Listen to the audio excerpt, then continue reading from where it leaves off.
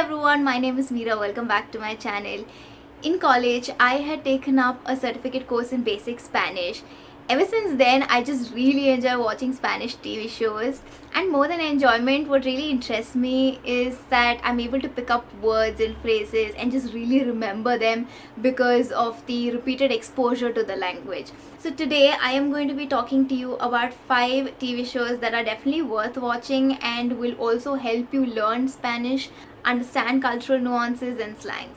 The first one is Elite. If you are interested in TV shows that are about young adults and have themes like coming of age, murder mystery, then this one's for you. For some reason, Elite really reminded me of 13 Reasons Why, not necessarily because of mental health rep, because in Elite there isn't much about that, but it just shows you how malicious kids can be. So basically, Elite is about these 3 students from not so well off backgrounds who join the school for privileged people and come to realize that the gap between the richer and the not so richer people is very distinct in society, and it determines how they are treated. But one day, one of the 3 students is found dead, and so the suspicion falls on everyone that she has interacted with. So we follow the show as people try to figure out who has actually killed her.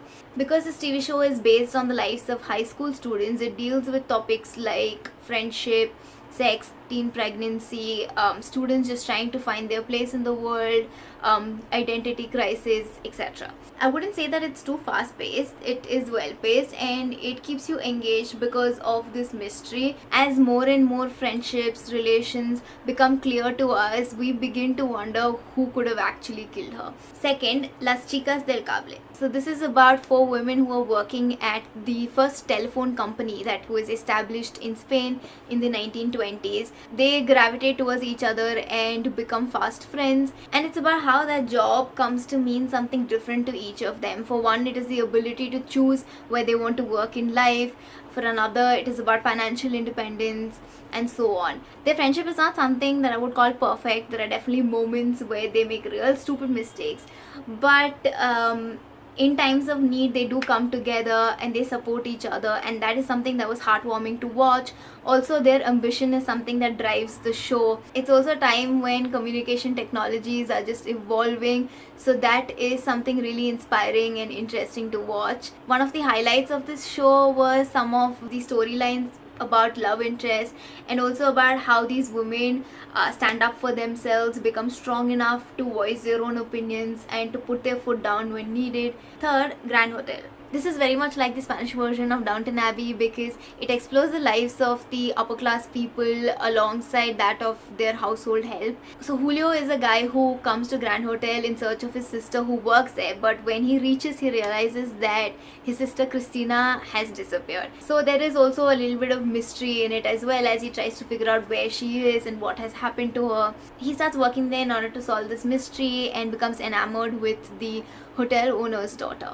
While it is a show about class hierarchies, it also tells us how people in power can be so ruthless when they want something and they are adamant to get it. Some dark themes that this TV show deals with are abuse, murder and corruption. It is really alarming the ease with which some of these characters become serial murderers. One of my favorite characters from Grand Hotel is Andres.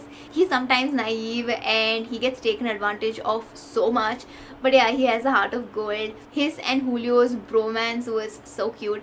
Yeah, overall I just really like this show. There was no point where I felt like I was getting bored. It is engaging. The housekeeper Angela, she displays the sense of responsibility and discipline, which is so impressive. Fourth, Isabel. This is a period drama that is about Queen Isabel. I have only seen the first season because the storylines after that become a little disinteresting, but I would definitely recommend that you watch the first season. It shows you what the lives of monarchs are really like, and the ambition, the determination with which Queen Isabel paves her own path in life. She and her brother were brought to live in the court, were separated from their mother at a very young age because the king is threatened by them since they also have a right to the throne. Moreover, being a woman in that time, she finds everybody else in her life making decisions for her and she refuses to allow that.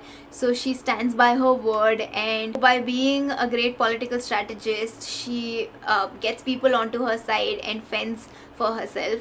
It is very inspiring to see her be confident in herself and be inspiring to other people. So those of you all who like historical TV shows should really try watching this one. The fifth and the last one that I'm going to be talking about is El Barco. Oh my god, I don't know where to begin.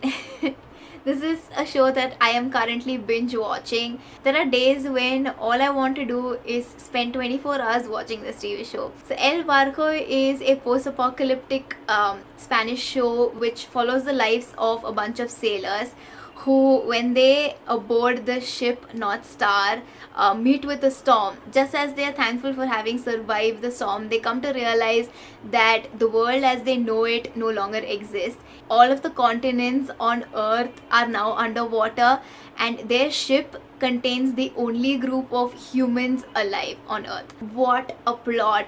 Every episode I watch, I either hyperventilate or I panic, but yet I will click on to that next episode because the cliffhangers and the plot points are all so well crafted.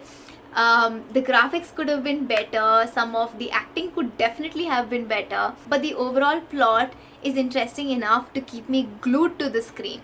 Moreover, the chemistry between two of the leads, Ainhoa and Ulises, has me sold. In every episode of the show, the captain and the crew have to deal with different obstacles. All in all, I am really liking this show so far. So those were the 5 Spanish TV shows that I would recommend to you if you are interested in the plot or if you want to learn the language, because even the ones that are historical in nature, they do help you build your vocabulary and learn sentences for everyday communication. As I watch these episodes, I tend to jot down words and sentences that I want to remember, and because I'm likely to hear those words again in the TV show, I'm able to recall it. So it's actually quite a helpful tool if you are planning to learn Spanish language. Let me know in the comments if you have watched any of these TV shows, if you like watching TV shows in other languages. Thank you so much for watching. I will see you again with another video soon. Bye!